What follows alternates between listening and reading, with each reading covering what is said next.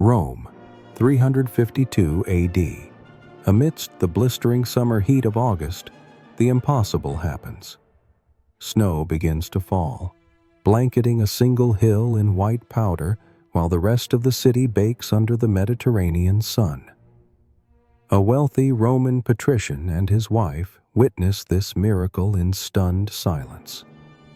That same night, the Virgin Mary appears to them in a dream, instructing them to build a church where the snow has fallen. Meanwhile, across the city, Pope Liberius receives the identical vision. By sunrise, the entire city whispers of the miracle, as citizens flock to the Esquiline Hill to witness the supernatural snowfall that would mark the birthplace of one of Christianity's most magnificent treasures, the Papal Basilica of Santa Maria Maggiore. But this miraculous origin story is just the beginning of a 1,700-year saga of power, art, faith, and survival that continues to unfold today. The legend of Santa Maria Maggiore begins at a pivotal moment in history. Christianity, once persecuted, had become the official religion of the Roman Empire less than 50 years earlier. Yet the empire itself was crumbling, with barbarian invasions threatening from all sides. In this precarious time, a childless patrician named John and his wife desperately wished for an heir to inherit their vast fortune. As the scorching summer of 352 reached its peak, they prayed fervently to the Virgin Mary for guidance. The answer came in a dream so vivid it could not be dismissed. Mary instructed them to build a church in her honor on a site that would be miraculously marked with snow. In the middle of August, the hottest month in Rome, this seemed impossible. Yet on the morning of August 5th, as the sun climbed above the 7 hills of Rome, the Esquiline Hill alone was covered in pristine snow, perfectly outlining the foundation of a church. Pope Liberius, having received the same vision, arrived to trace the perimeter in the melting snow, while crowds gathered in awe at this divine architectural blueprint. But why would the Mother of God demand such a specific location for her church? The answer lies not in heaven, but deep beneath the hill itself, in secrets the Romans had buried long before Christ was born. The Esquiline Hill was no ordinary place. In ancient Roman times, it had been a necropolis, a city of the dead, later converted to gardens by Emperor Maecenas. Some historians believe the site may have also housed a temple to the goddess Cybele, the pagan Great Mother. The Virgin Mary's Church would now symbolically replace pagan motherhood with Christian motherhood, a theological revolution cast in stone and mortar. The original structure, modest by later standards, was known as the Liberian Basilica after Pope Liberius. But the church we see today largely emerged under Pope Sixtus III, who completely rebuilt it between 432 to 440 CE, shortly after the Council of Ephesus declared Mary the Theotokos, Mother of God. This wasn't just a building project. It was a doctrinal statement written in architecture. The timing cannot be overstated. The Western Roman Empire was merely decades from collapse. Yet here, on the Esquiline Hill, one of Christianity's most enduring monuments was rising. While emperors failed to preserve their political power, the church was creating something that would outlast empires. Walking into Sixtus III's basilica today is like stepping into a time machine. The nave's magnificent 5th-century mosaics, some of the oldest and best, preserved in Christendom, still glitter above, depicting stories from the Old Testament. Each mosaic panel served both as biblical instruction for the illiterate masses and as theological ammunition in the Christological debates dividing the early Church. As Rome fell to barbarian invaders in the coming decades, these mosaics would face a threat no one could have anticipated, one that would test whether Mary's Church would survive its first century. As the Western Roman Empire collapsed in 476 CE, Rome itself was repeatedly sacked by Gothic and Vandal invaders. Yet somehow, miraculously, Santa Maria Maggiore remained standing, untouched amidst the chaos. Some attributed this to divine protection, others to the basilica's location away from the city center.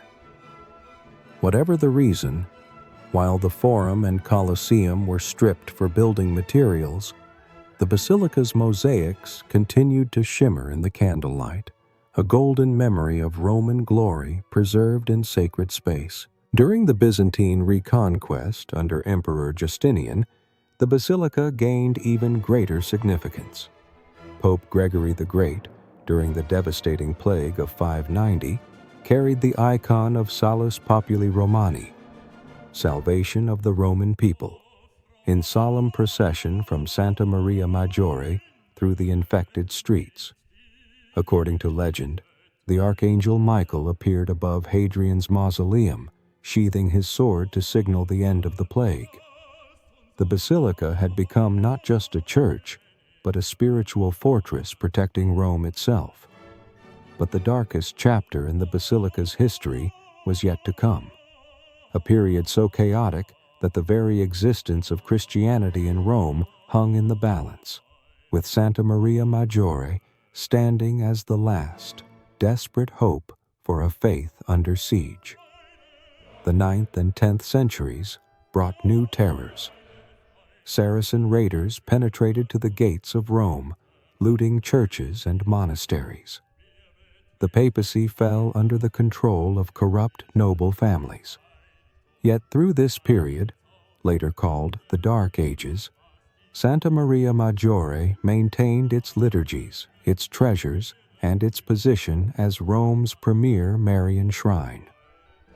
When pilgrims dared make the dangerous journey to Rome, they found the basilica's lamps still burning, a beacon of continuity in a world turned upside down. The 12th century brought a renaissance for the basilica.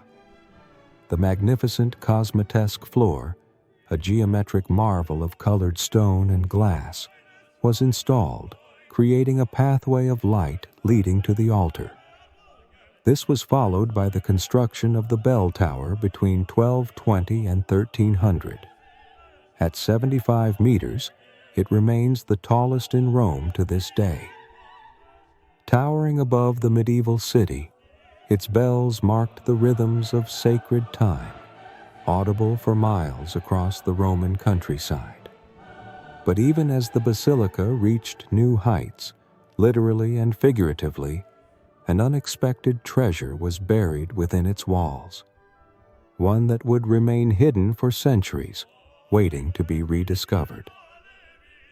The Renaissance brought a new golden age to Santa Maria Maggiore, beginning with a moment of extraordinary symbolism. In 1248, a new treasure arrived, relics believed to be from the manger where Christ was born. These sacred objects transformed the basilica into a Bethlehem in Rome, drawing pilgrims from across Christendom to venerate the very wood that once cradled the infant Jesus. As Rome recovered its glory under Renaissance popes, the basilica underwent dramatic transformations. Pope Alexander VI, the controversial Borgia Pope, commissioned its magnificent coffered ceiling in 1493. But the gold that adorns it carries a striking historical footnote. It was the first gold brought back from the Americas, presented by Ferdinand and Isabella of Spain to Pope Alexander VI, forever linking this ancient basilica to the age of exploration and conquest. Yet beneath this glittering ceiling, a power struggle was unfolding, one that would reshape the basilica and reveal the human drama behind its supposedly divine origins. The 16th and 17th centuries witnessed the most dramatic physical transformations of the basilica. The great architect Domenico Fontana constructed the Sistine Chapel, not to be confused with the more famous one in the Vatican, under Pope Sixtus V in 1587. Later, Pope Paul V built the Pauline Chapel as a magnificent counterstatement. These two chapels, facing each other across the basilica like architectural rivals, embodied the competitive piety of Renaissance popes, each trying to outdo his predecessors. The Baroque era brought the final major addition, the magnificent facade designed by Ferdinando Fuga in 1743, which dramatically altered the basilica's appearance. Inside, famous artists, including Gian Lorenzo Bernini, left their mark with sculptures and decorations. Bernini himself would later be buried in the basilica, his final resting place mere steps from his artistic contributions. These Renaissance and Baroque additions created the layered masterpiece we see today, a palimpsest where every age has written its chapter. Walking through the basilica is like flipping through the pages of Western art history, from early Christian mosaics to Renaissance sculpture to Baroque exuberance. But beneath the artistic splendor lies something even more valuable. Treasures so precious they've been the target of thieves, emperors, and even modern day terrorists, requiring extraordinary measures for their protection. At the heart of Santa Maria Maggiore's spiritual power are its sacred treasures, objects of devotion that have drawn pilgrims for centuries. Most famous among these is the Salus Populi Romani, an ancient icon of the Madonna and Child. Tradition claims it was painted by St. Luke himself, though modern analysis dates it to the 5th or 6th century. This isn't just any religious painting. For Romans, it represents their special relationship with the Mother of God, their protectress through plagues, invasions, and calamities. The icon has played a central role in Roman history. During the plague of 1837, Pope Gregory XVI carried it in procession, repeating Gregory the Great's actions 12 centuries earlier. In 1954, the icon was crowned by Pope Pius XII, and today Pope Francis makes a pilgrimage to pray before it, before and after every international journey, continuing a tradition that spans over 1,500 years of unbroken devotion.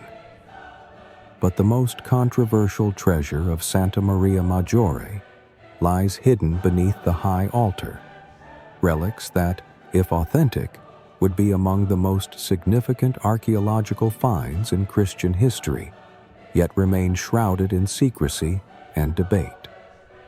The Sacra Culla, Holy Crib or Manger, consists of 5 ancient wooden boards believed to be from the manger in which Jesus was laid after his birth. Brought to Rome in the 7th century as Islamic conquests threatened the Holy Land, these relics transformed the basilica into a stand-in for Bethlehem itself. Today, they rest in a magnificent reliquary designed by Giuseppe Valadier, displayed only once a year on Christmas Eve in a solemn procession. Modern science has approached these relics with skepticism. Carbon dating performed in the 20th century suggests the wood dates to the 2nd or 3rd century CE, too late to be from the time of Christ. Yet for believers, this scientific analysis misses the point. The spiritual significance transcends historical authenticity. The basilica also houses tombs of remarkable historical figures, including Pope Pius V, who led Christianity during the Battle of Lepanto, and Pauline Bonaparte, Napoleon's sister, sculpted by Antonio Canova as a semi-nude Venus that scandalized Rome. Walking among these tombs is like strolling through a three-dimensional history book, each monument telling a story of power, piety, and sometimes scandal.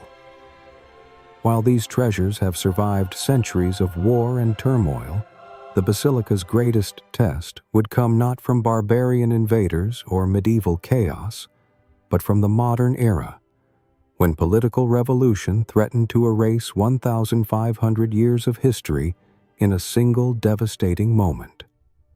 When Napoleon's troops occupied Rome in 1798, churches across the city were looted and desecrated. Santa Maria Maggiore, however, received special protection, partly due to its artistic importance, but also because of Napoleon's sister Pauline's connection to it. This would not be the last time the basilica navigated perilous political waters. The unification of Italy in 1870 created a unique situation. While the new Italian state claimed Rome as its capital, the basilica received extraterritorial status similar to an embassy. To this day, Santa Maria Maggiore remains Vatican territory within Italy, a physical embodiment of the complex relationship between church and state that has defined Italian history. During World War II, Pope Pius XII declared Rome an open city to prevent bombing. When Allied forces entered Rome in 1944, the basilica stood untouched, a miracle considering the destruction visited upon other European architectural treasures. Some Romans attributed this preservation to the Salus Populi Romani icon, still protecting her city as she had for centuries. But in the modern secular age, why does this ancient basilica continue to matter beyond its artistic and historical value? The answer came unexpectedly in 2013, when a newly elected pope made a surprising pre-dawn visit that signaled a spiritual revolution. When Pope Francis was elected in 2013, his first act the morning after his election was to visit Santa Maria Maggiore privately to pray before the Salus Populi Romani. This wasn't merely honoring tradition, it represented his Marian devotion and his focus on the Church's role as mother to the faithful. Since then, he has visited over 80 times, before and after every international journey, establishing the basilica as a spiritual home base for his papacy. In April 2025, he passes away and, breaking with tradition, is buried not under St. Peter's, but here, next the Pauline Chapel. Inside the marble niche, a single word is carved: Franciscus. Today, Santa Maria Maggiore lives a dual existence. It functions as both museum and living church. Each morning, before tourists arrive, priests celebrate Mass in its ancient chapels. On August 5th each year, the miracle of the snow is commemorated with a breathtaking spectacle: white petals falling from the ceiling during Mass, recreating the legendary snowfall that started it all. Modern technology has allowed new discoveries about the basilica. Ground penetrating radar has revealed earlier structures beneath the current floor, including what may be the original Liberian foundation. Meanwhile, advanced conservation techniques preserve the ancient mosaics, ensuring they will shine for future generations. But perhaps the most remarkable aspect of Santa Maria Maggiore is not what we can see, but what we can't see. The invisible thread connecting the present to the past, revealing how a single building can embody humanity's highest aspirations across 17 centuries. The story of Santa Maria Maggiore is, in many ways, the story of Western civilization itself. From its foundations during the twilight of the Roman Empire through the Dark Ages, Renaissance, Enlightenment, and into our modern era, the Basilica has witnessed and survived it all. Unlike ancient monuments that stand as silent relics of dead civilizations, this basilica represents a living tradition, an unbroken line of worship and devotion spanning 1,700 years. What makes this continuity even more remarkable is the basilica's ability to absorb and reflect change. Each generation added their chapter to its story without erasing what came before. The 5th century mosaics shine alongside Baroque sculptures. Medieval floors support Renaissance ceilings. In a world obsessed with the new, Santa Maria Maggiore reminds us that preservation can be as creative as innovation. For visitors today, walking through its doors means joining a procession that includes Roman emperors, medieval pilgrims, Renaissance artists, and countless ordinary faithful across the centuries. The same icon of Mary that comforted Romans during the plague of 590 still gazes down upon 21st century visitors grappling with their own contemporary crises. Perhaps most profoundly, Santa Maria Maggiore demonstrates how a single building can hold multiple truths simultaneously. Is it the site of a miraculous snowfall or a clever political statement by Pope Liberius? Is it an artistic treasure house or a functioning church? The answer is yes to all, a reminder that the most meaningful aspects of human experience resist simple categorization. As our virtual journey through this magnificent basilica comes to an end, I invite you to continue exploring its mysteries. The link in the description below leads to resources about planning your own visit, accessing virtual tours, and scholarly works that dive deeper into the basilica's art and history. Our first pinned comment contains book recommendations for those wanting to explore the fascinating intersection of faith, art, and politics in medieval and Renaissance Rome. If you've enjoyed this historical journey, please consider subscribing to support more explorations of the world's architectural and spiritual treasures. Remember that by liking, commenting, and sharing, you help preserve and promote awareness of these irreplaceable monuments to human creativity and devotion.